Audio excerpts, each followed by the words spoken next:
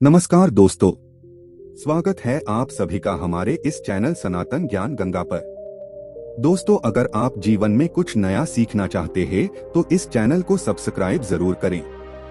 दोस्तों, हमारे धर्मशास्त्रों में अमावस्या और पूर्णिमा इन दो तिथियों का विशेष महत्व माना गया है। हिंदू धर्म में अमावस्या तिथि खासतौर पर सोमवार, मंगलवार और शनिवार की अमावस्या का काफी महत्व बताया गया है। इस दिन स्नान, दान और तर्पण करना बहुत ही पुण्यदायक और लाभदायक माना गया है। अमावस्या तिथि पितरों निर्मित कार्यों के लिए उनका आशीर्वाद पाने के लिए महत्वपूर्ण मानी गई है। अगर हिंदू धर्म की माने तो ऐसी मान्यता है कि गाय की सेवा अगर निस्वार्थ भाव से की जाए तो घर में लक्ष्मी का वास होता है। वैसे तो युगों से चला आ रहा है कि गाय को हम कुछ न कुछ खिलाते जरूर है। गाय को सनातन धर्म में लक्ष्मी स्वरूप भी माना गया है। कहा जाता है कि गाय की सेवा करने से घर परिवार सुखी और संपन्न रहता है।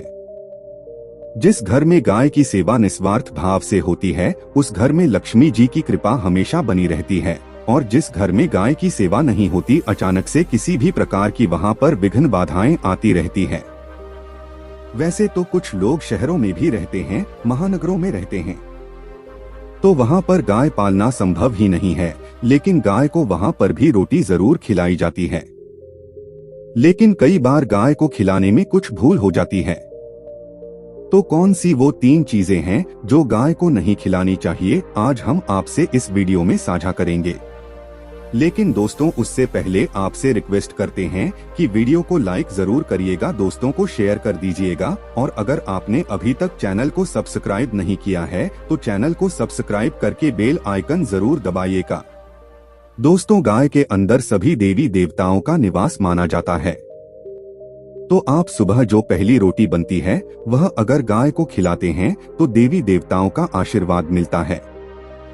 गाय को गुरु के साथ जोड़ा गया है, यानी गुरु ग्रह के साथ, बृहस्पति ग्रह के साथ, इसलिए गुरुवार के दिन गाय को रोटी पर एक चुटकी हल्दी डालकर खिलाएं तो सुख संपत्ति, धरना, ऐश्वर्य बढ़ता है। दुष्ट ग्रह शांत हो जाते हैं।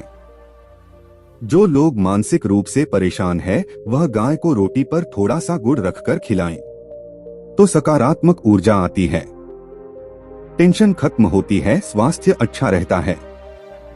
और अगर आपको लगता है कि आपके सभी ग्रह खराब है तो ऐसे में गाय को पहली रोटी रोज खिलाएं। सभी ग्रह धीरे धीरे शुभ हो जाएंगे। कभी कभी जीवन में लंबे समय से कोई शुभ मंगल कार्य नहीं हो रहे होते, तब ऐसे में आप गाय को रोटी खिलाएं। गाय के मस्तक को छूकर अपनी मन्नत कहें, प्रणाम करें, पैर छुए तो आपकी मन्नत जरूर पूरी होगी। तो ये था गाय को आप क्या खिलाएं उसके बारे में, लेकिन गाय को क्या नहीं खिलाना चाहिए अब हम जानते हैं।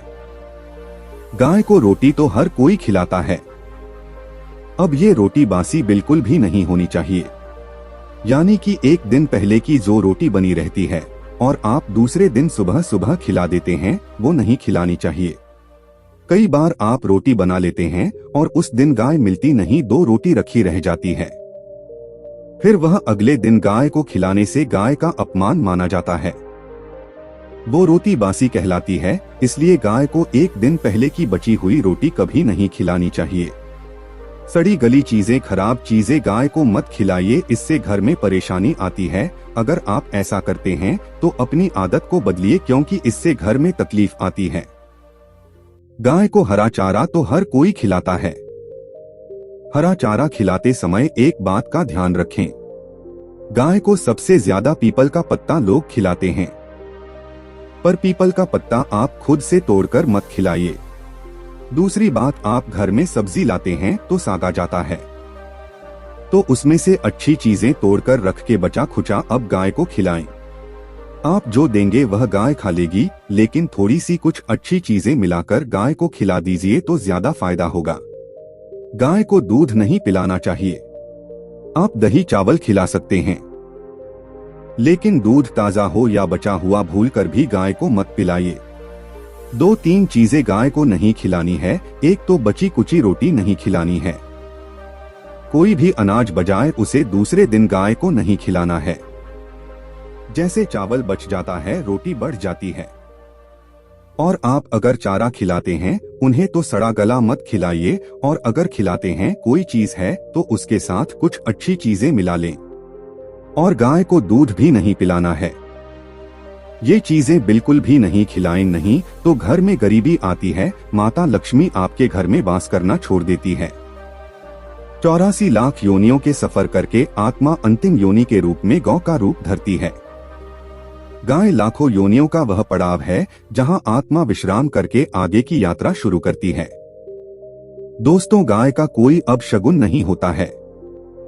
जिस भूभाग पर मकान बनाना हो वहां पर अगर आप 15 दिन के लिए गाय और बछड़ा बांध देते हैं तो वह जगह पवित्र हो जाती है। भूभाग से बहुत सारी आसुरी शक्तियों का नाश हो जाता है, क्योंकि गाय में सकारात्मक ऊर्जा का भंडार माना गया है। गाय का मार्ग रोकना, अगर आप कहीं भी जा रहे हैं और गाय माता आपका मार्ग रोक दें तो ये बहुत ही शुभ माना जाता है। गाय और बछड़े का दर्शन एक साथ आपको हो जाए तो आपकी सफलता का प्रतीक माना जाता है। अगर आपके घर के आसपास घूमते रहते हैं तो इसका मतलब है कि आपके घर से काफी सारे संकट अपने आप ही दूर होने वाले हैं और समृद्धि पूर्वक जीवन आपको मिलता है। गाय के समीप आप अगर जाते हैं तो संक्रामक रोग, कफ, खांसी, सर्दी, जुकाम आदि का ग्रह जोली अपने आप ही बिना दवाइयों के भी नाश हो जाता है। अगर आपको गाय अचानक से पहुंच मार देती है तो ये बहुत ही शुभ संकेत माना गया है, और काली चितकबरी गाय का ऐसा करना तो और भी ज्यादा शुभ माना गया है। पंचगव्य जो होते हैं वह कई रोगों में लाभदायक है। पंचगव्य क्या क्या हुए? गाय के दूध, दही, घी, मूत्र और गोबर, इन सभी को शरीर की रोग निरोधक क्षमता को बढ़ाकर रोगों को दूर करने वाला माना गया है। ऐसा कोई रोग नहीं है जिसका इलाज पंचगव्य से नहीं किया जा सकता। दोस्तों, आज के समय में लोग गौ माता की पूजा करने के बजाय, उनका सही उपयोग करने के बजाय उनको काटकर मारकर खाना ज्यादा पसंद करते हैं। बुरा लगेगा शायद, पर ये सच है। और गाय को रोटी देने से न केवल सुख समृद्धि की प्राप्ति होती है बल्कि बरकत भी होने लगती है। अगर आप गौ को पाल सकें तो अच्छी बात, लेकिन आज के मॉडर्न युग में जहां लोगों की शायद खुद के घर में रहने की जगह नहीं है, ऐसे में गौ को रखना थोड़ा कठिन और महंगा हो सकता है। ऐसे में आप गोकुल रोटी नहीं, कम से कम रोटी दे करके आप सुख समृद्धि को प्राप्त कर सकते हैं। आपके घर में बरकत होने लगती है। हमारे बुजुर्ग हमेशा से कहते हैं कि गाय को रोटी खिलानी चाहिए, लेकिन समय स्थिति के चलते गाय की सेवा हर कोई नहीं कर पाता, लेकिन कम से कम रोटी तो आप खिला सकते हैं। अगर रोटी भी नहीं खिला सकते, जैसे काफी सारे जो हमारे भाई बहन मलेशिया वगैरह में, लंदन वगैरह में बैठे हैं, उनको गाय नहीं मिलती है, वो पूछते हैं कि हम कैसे गौ सेवा करें। आप ऐसा कर सकते हैं, आप गौ के नाम के पैसे निकालते जाएं और फिर आप चाहे तो कभी इंडिया आए तो आप गौशाला में दान दे दें, या फिर आप चाहें तो वहीं पर किसी गरीब को गांव के नाम की रोटी खिलाएं, किसी भी अनाथ आश्रम में चले जाएं, किसी वृद्धाश्रम में चले जाएं, किसी भी दूसरे सफेद पशु को आप भोजन कराएं, यह भी आपके लिए बहुत अच्छा होने वाला है। कम से कम रोटी जरूर खिलाएं। हमारे देश में कई जगह देखा गया है और कई लोगों का प्रश्न आता है कि हम झूठी रोटी गाय को देते हैं, क्या ये सही है या गलत है? हम झूठा खाना, बचा हुआ खाना गाय को खिलाते हैं, यदि जो बच जाता है वह गाय के हवाले कर दिया जाता है। तो आपको बता दें दोस्तों, रामायण काल में गौ माता को एक श्राप मिला था, उसी की वजह से आज उनके साथ ऐसा हो रहा है। उसी शराब की वजह से गौमाता में देवी देवताओं का वास होने के बाद भी उनको झूठा खाना पड़ता है। यहाँ तक कि पॉलिथीन भी खाते हैं, हालांकि यह किसी भी लिहाज से सही नहीं है।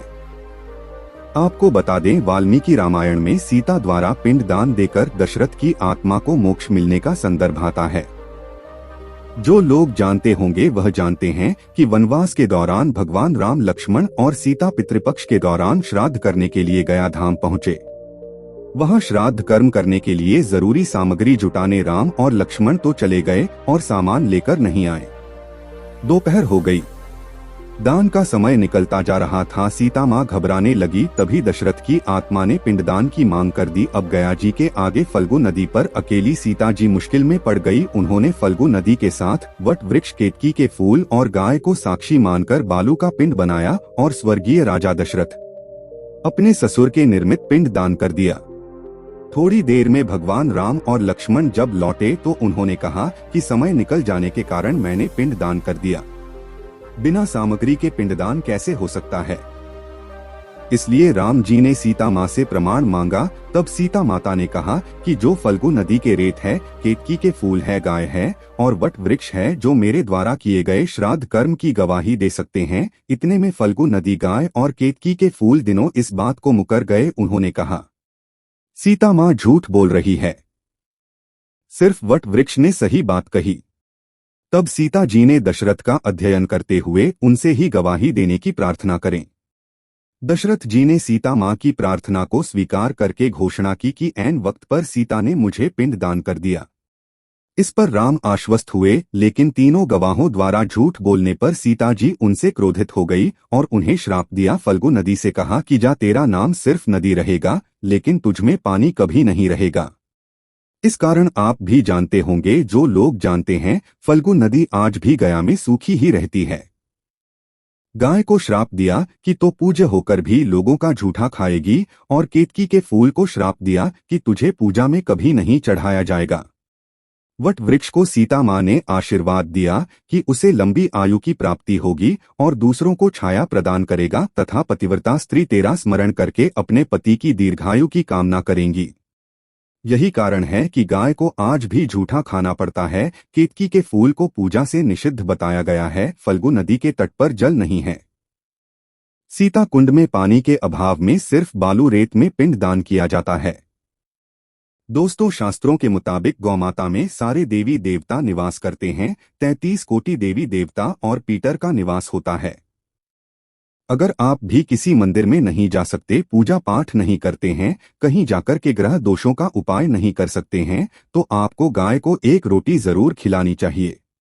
हमेशा कहते हैं, पहली रोटी गाय की अगर आप भी खिलाते हैं तो दुनिया के सारे सुखों को प्राप्त कर सकते हैं।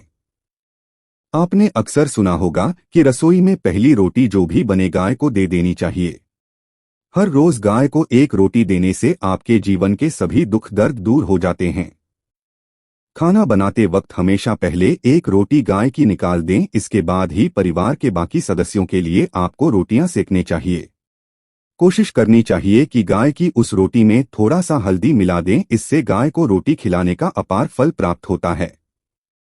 अगर गुरुवार का दिन हो तो लोई ले लें, सने हुए आटे की एक छोटी सी लोई बना लें और उसमें हल्दी मिलाकर गाय को खिला दें। आपके जीवन में शुभता आती है, वैभव आता है, धन संपत्ति का वास होता है। आप जो भी हासिल करना चाहते हैं जिंदगी में, तो आप देखेंगे कि तुरंत आपको मिनटों में वह हासिल हो जाता है। इसी तरह से आपको नमक का एक उपाय बताते हैं। नमक क्या है? नमक के बिना तो हर स्वाद अधूरा है, और साथ ही साथ अगर नमक न हो, जीवन में दो स्वादहीन हो जाता है।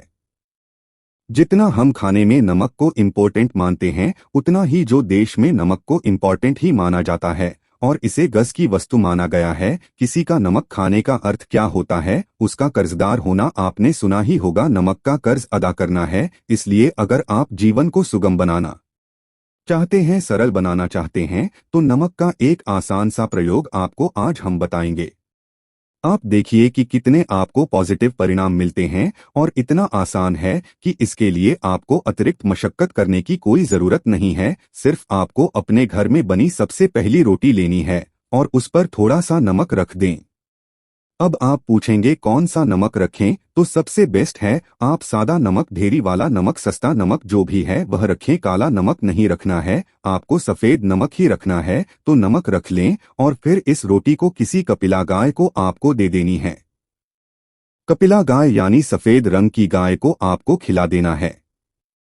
अगर आपको कपिला यानी सफेद गाय नहीं मिलती है तो आप ये रोटी किसी भी गाय को खिला दें, मगर यदि आपको कोई ऐसी गाय दिख जाए, सबसे पहले सफेद गाय को ही खिलाना प्रेफर करें। आपको बता दें दोस्तों, ये उपाय आपकी हर समस्या को जड़ से दूर कर देता है। चाहे आपके घर में कोई बड़ी कलह हो, कोई पारिवारिक वाद विवाद हो, इस उपाय को करके आपके घर में सुख का वास होने लगता है। जो भी धन की कमी हो, बच्चों की पढ़ाई हो, करियर में सफलता हो, सभी मुश्किलें आपके जीवन की दूर होने लगती है।